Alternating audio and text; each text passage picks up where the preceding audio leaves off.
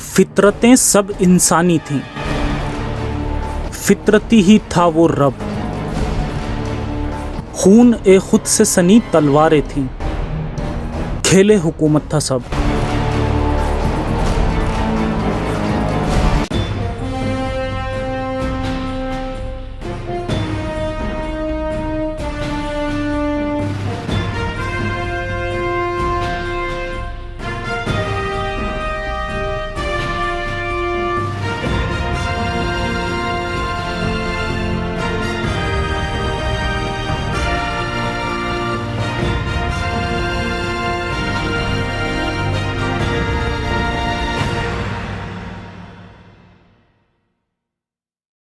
क्या वजह है कि हर साल मुहर्रम को शिया मुसलमान मातम करते हैं और अपना खून बहाते हैं?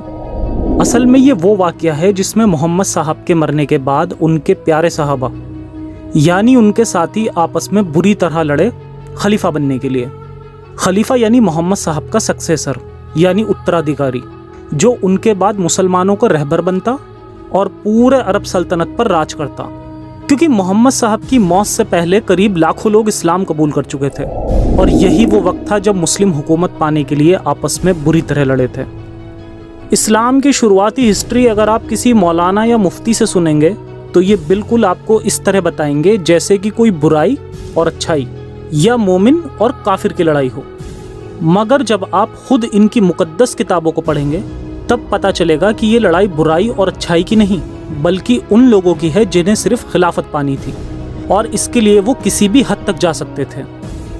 एक्स मुस्लिम हर एंगल से इस्लाम की रियलिटी मुस्लिम्स के सामने रखते हैं और ये वो एंगल है जिसमें अक्सर करके बात नहीं होती। इसीलिए अपनी इस सीरीज में मैं इस एंगल को भी अपने मुसलमान भाइयों को बताऊंगा ताकि वो अपने दिमाग में लगे एक और ताले को खोल सकें। मेरा बचपन शुरुआती दौर में सुन्नी और शिया दोनों ही मुसलमानों के साथ काफ़ी बीता है और इसलिए मैं इस बात से अच्छे से वाकिफ़ हूँ कि करोड़ों मुसलमानों का ब्रेन वॉश इस टॉपिक से किया गया है, ख़ासकर इंडिया और पाकिस्तान के मुसलमानों का। कुछ मुल्ले मौलवियों का मकसद तो बस मुहर्रम आने पर यह वाक़या बताकर लोगों को रुलाने का बिजनेस होता है, तो कुछ लोगों का आधी और मनगढ़ंत बात बताकर लोगों को ये कंक्लूज़न देना कि नमाज हर हाल में पढ़नी है। वहीं कुछ लोग इस हिस्ट्री को मैनिपुलेट करके इसे सही दिखाने की अपनी पूरी कोशिश करते हैं। अगर इस्लाम की तमाम बुराइयां एक्सपोज भी कर दी जाएं तो ये वो टॉपिक बाकी होगा जिसमें मुस्लिम प्राउड फील करेंगे। इसलिए अब मैं अपनी इस सीरीज़ में इस टॉपिक पर डिटेल में बात करूंगा और मोहम्मद साहब की मौत से लेकर करबला तक की हुई सारी घटना को दलीलों के साथ पेश करूंगा और साबित करूंगा कि इस पूरी जंग में इंसानियत का कोई नामो निशान नहीं था। याद रहे, मैं इस्लाम की हिस्ट्री को मैनिपुलेट करने नहीं जा रहा क्योंकि मुझे ये करने की ज़रूरत भी नहीं है। मेरा मानना है कि खुद इस्लामिक किताबें ही इस्लाम के झूठे मज़हब होने की गवाही दे रही हैं। हमें बस उन्हें पढ़ने की ज़रूरत है। ना ही मेरा इंटेंशन किसी भी तरह से शिया और सुन्नी लोगों के बीच की दरार को गहरा करना है, बल्कि मेरा मकसद इनके बीच यूनिटी लाना है और इन्हें बताना है कि आप दोनों की ही बुनियाद खोखली है। अब इस कहानी को शुरू से समझने की कोशिश करते हैं कि ये कॉन्फ्लिक्ट कहाँ से शुरू हुआ। नंबर 1, नबी का आखिरी हज। नबी ने अपनी ज़िंदगी के आखिरी साल 10 हिजरी 632 ईस्वी में अपना आखिरी हज किया, जिसे हज्जतुल विदा कहा जाता है। इस हज में नबी के साथ करीब 1.25 लाख मुसलमान उनका साथ दे रहे थे। इस मौके को उनकी ज़िंदगी का एक अहम लम्हा माना जाता है, जिसमें उन्होंने लाखों लोगों को अपना एक लंबा खुतबा दिया और फिर कुरान की आखिरी आयत अल यौमा अकमलतुम लकुम दीनकुम उन पर नाजिल हुई। आज मैंने तुम्हारे दीन को तुम्हारे लिए मुकम्मल कर दिया है और अपनी नेमत तुम पर पूरी कर दी है और तुम्हारे लिए इस्लाम को तुम्हारे दीन धर्म की हैसियत से कबूल कर लिया है। बस इस मौके पर इस्लाम कंप्लीट हो गया था और असल कॉन्फ्लिक्ट यहीं से शुरू हुआ, क्योंकि इस हज के बाद से नबी को अपने गले में जहर का असर महसूस होना शुरू हो गया और बस कुछ अरसे बाद नबी की वफ़ात भी हो गई थी। इस हज से करीब 7 साल पहले 3 हिजरी 625 ईस्वी को भी नबी ने अपने सहाबा से एक गजब की बात बोली। मुझे डर नहीं है कि तुम मेरे बाद मुशरिक हो जाओगे, लेकिन मुझे डर है कि तुम दुनियावी मालो दौलत के लालच में आ जाओगे और आपस में ही एक दूसरे को कत्ल करने लगोगे और फिर तबाह बर्बाद हो जाओगे जैसे तुमसे पहले के लोग तबाह हुए। नबी को जिस बात का डर था वो दोनों काम हुए सहाबा मुशरिक भी बन गए, जैसे रिद्दा वॉर और जंग यमामा का वाक़या, और उनके सहाबा खिलाफत की लालच में आकर आपस में बुरी तरह लड़े भी। नंबर 2, गदीर कुंभ। खैर, ये नबी का आखिरी हज था जिसके बाद वो मक्का से वापस मदीना जा रहे थे। तभी उस सफ़र में वो बीच में ही गदीर कुंभ नामी जगह में रुक गए। रुकने की वजह बताई जाती है कि हज़रत अली, जो कि नबी के चाचाजाद भाई और दामाद हैं, उनकी बहस किसी मसले पर एक सहाबी से हो गई, जिस पर नबी ने अली की सपोर्ट में कुछ अल्फाज कहे, जैसे मन कुंत मौला फ़ा हज़ा अलीउन मौला, जिसका मैं मौला उसके अली मौला, और कहा अना मदीनतुल इल्म व अलीयुन बाबूहा, मैं इल्म यानी ज्ञान का शहर हूँ और अली उसका दरवाज़ा है। बस जिसको इस शहर में दाखिल होना है वो दरवाजे से दाखिल हो जाए। इस वजह से शिया लोग इस दिन को ईद गदीर के नाम से हर साल मनाते हैं, और उनका मानना है कि इतना कहने से ही मोहम्मद साहब ने अली को अगला खलीफा डिक्लेयर कर दिया था।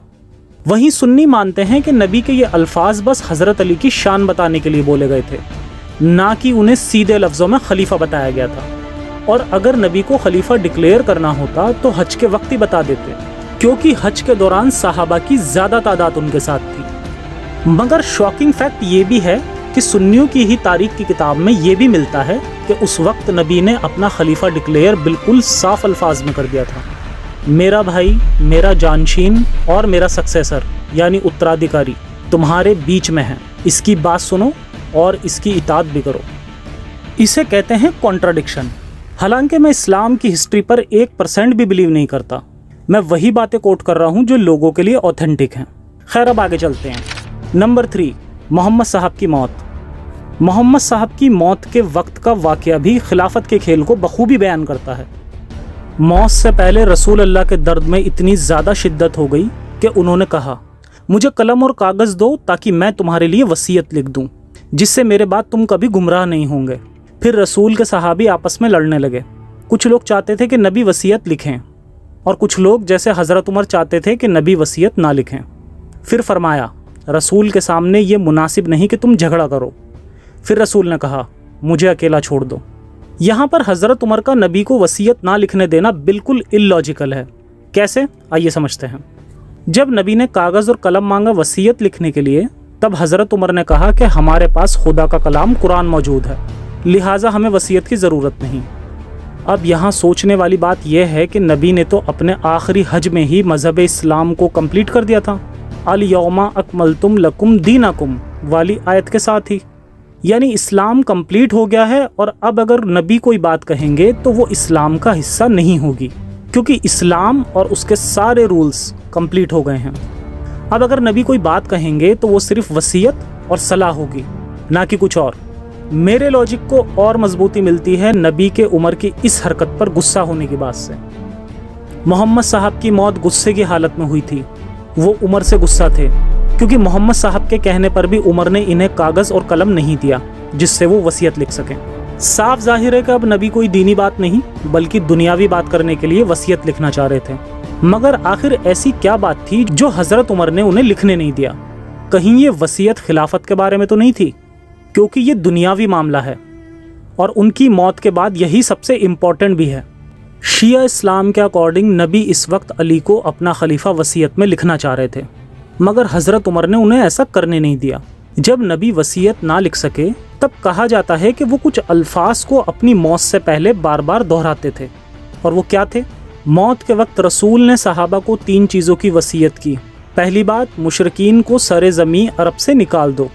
दूसरी बात, विदेशी कबाइल की खातिर करना। और तीसरी बात, सहाबी कहते हैं कि मैं भूल गया तीसरी बात क्या थी। तो सहाबी कहते हैं कि मैं भूल गया कि नबी ने तीसरी बात क्या कही थी। अब क्योंकि रेफरेंस 100% ऑथेंटिक है तो अब इससे 2 कंक्लूज़न निकलते हैं। पहला कि अगर यहाँ सहाबा भूल सकते हैं तो किसी और मौके पर क्यों नहीं, और ना जाने ऐसी कौन कौन सी बातें होंगी जो लोगों के भूल जाने की वजह से हम तक नहीं पहुँच पाई होंगी, जो इस बात को डायरेक्ट साबित करता है कि इस्लाम झूठा मज़हब है। या फिर दूसरा कंक्लूज़न यही हो सकता है कि नबी ने कोई ऐसी बात बोली होगी जो सहाबा दुनिया से छुपाना चाहते थे। कहीं ये बात खिलाफत से रिलेटेड तो नहीं? खैर, इसके आगे तो कुछ नहीं कह सकते कि क्या सच है।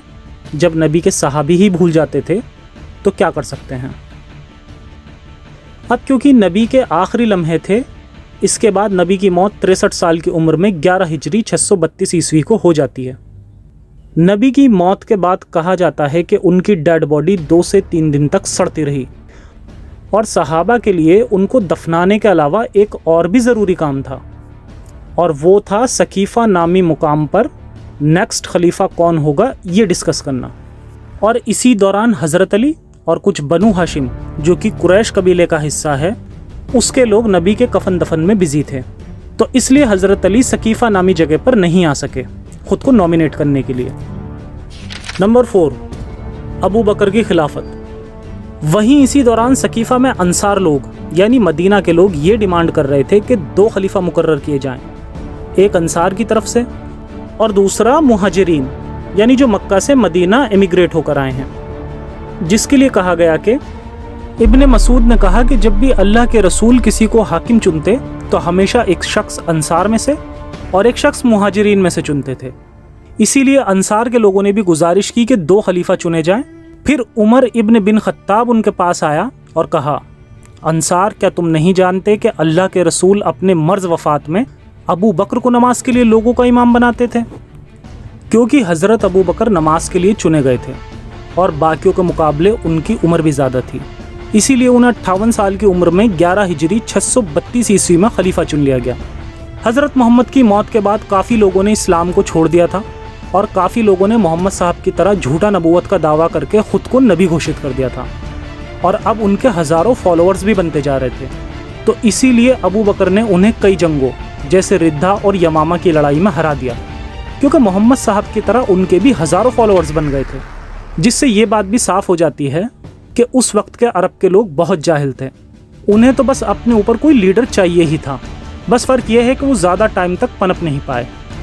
ابو بکر کے خلیفہ بننے کے بعد کئی سارے ایسے لوگ بھی تھے جو ابو بکر کو اپنا خلیفہ نہ مان کر حضرت علی کو اپنا خلیفہ مانتے تھے، جیسے بن اسود، ابو ذر غفاری، سلمان فارسی اور محمد صاحب کے چچا عباس ابن عبد المطلب اور چند تھوڑے سے لوگ۔ اکارڈنگ ٹو شیعہ اسلام وہ مانتے ہیں کہ حضرت علی سے پہلے جتنے بھی خلیفہ بنے سب اپنی زور زبردستی سے بنے، بلکہ ان کے یہاں تو خلافت کی کانسیپٹ کی جگہ امامت کا کانسیپٹ ہے، جس میں ان کے ٹوٹل 12 امام ہیں۔ نمبر 5، فاطمہ کی موت۔ علی اور ان کے فالوورز اپنے دعوے میں ڈٹے رہے، جس میں سے اکثر کر کے خود محمد صاحب کے خاندان والے ہی تھے، جو علی کو اپنا خلیفہ تسلیم کر چکے تھے بجائے ابو بکر کے۔ جب علی اور ان کی ٹولی کو سقیفہ میں جو کچھ ہوا اس کے بارے میں پتہ چلا، تب اس کے بعد سے علی اور ان کے سپورٹرز حضرت فاطمہ کے گھر میں جمع ہونے لگے۔ ابو بکر اور عمر علی کے دعووں سے پوری طرح واقف تھے اور انہیں علی کے ساتھیوں سے ڈر لگ رہا تھا، اسی لیے ابو بکر اور عمر نے انہیں مسجد میں بلایا ابو بکر کی بیعت کرنے کے لیے، مگر علی نے صاف انکار کر دیا، اور اس لیے ابو بکر اور عمر کے حکم پر سینکوں نے ہتھیاروں کے ساتھ حضرت فاطمہ کے گھر کو گھیر لیا، اور انہوں نے دھمکی دی کہ اگر علی اور ان کے ساتھیوں نے باہر آنے سے انکار کر دیا تو اس گھر کو آگ لگا دی جائے گی۔ یہ منظر بہت بھیانک بن گیا اور حضرت فاطمہ بہت غصہ ہو گئیں۔ یہ دلیل بھی سنیوں کی تاریخ اور حدیث دونوں ہی کتابوں میں موجود ہے اور کئی جگہ ریپیٹ ہوئی ہے۔ اب یہاں سے شیعہ اور سنی کا اپنا ایک الگ مسئلہ ہے کہ اسی موقع میں حضرت عمر نے حضرت فاطمہ کا گھر جلا دیا تھا اور گھر کے دروازے کو توڑ دیا تھا، جس کے بعد حضرت فاطمہ کا انتقال ہو جاتا ہے۔ اس پر میں زیادہ ڈیٹیل میں نہیں جاؤں گا، لیکن یہ ضرور دکھانا چاہوں گا۔ حضرت فاطمہ کا انتقال 27 سال کی عمر میں 11 ہجری 632 عیسوی میں ہوا تھا، اور مدینہ میں جنت البقیع کے قبرستان میں کہیں چپ چاپ بغیر کسی نشان اور پہچان کے ان کے شوہر حضرت علی نے ان کو دفنایا تھا، اور یہی ان کی وصیت تھی۔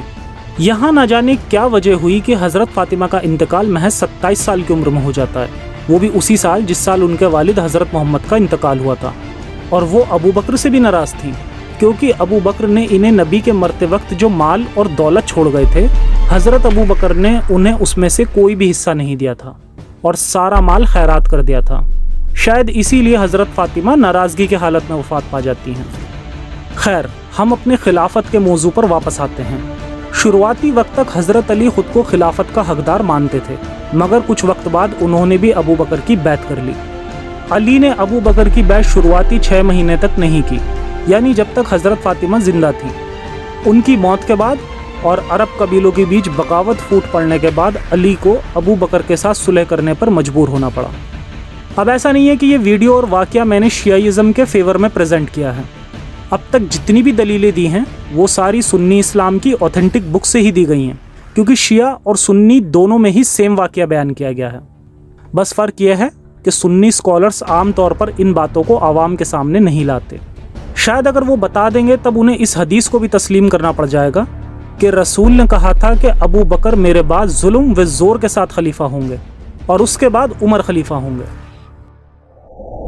तो ये था इस सीरीज़ खिलाफत का खूनी खेल का पहला एपिसोड कि अबू बकर पहला खलीफा कैसे बने।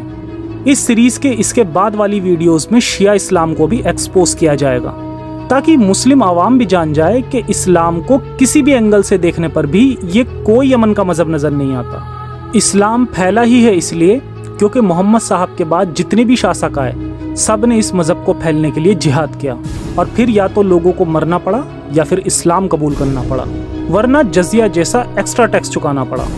जो ज़्यादा टैक्स नहीं दे पाए वो मुस्लिम हो गए, और यही वजह बनी इस्लाम के फैलने की।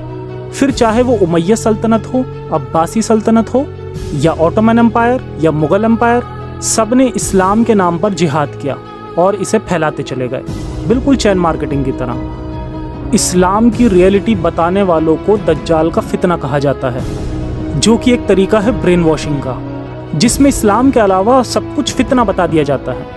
मगर जब आप इस्लाम की रियलिटी को अकीदत का चश्मा उतार कर देखेंगे तब आप खुद समझ जाएंगे कि असल शैतानी फितना तो इस्लाम है। यही है इस्लाम की शुरुआती रियलिटी। इनके बाकी एपिसोड में मैं इसके आगे की रियलिटी आपके सामने लाऊंगा। दुनिया में कोई भी मज़हब सच्चा नहीं है।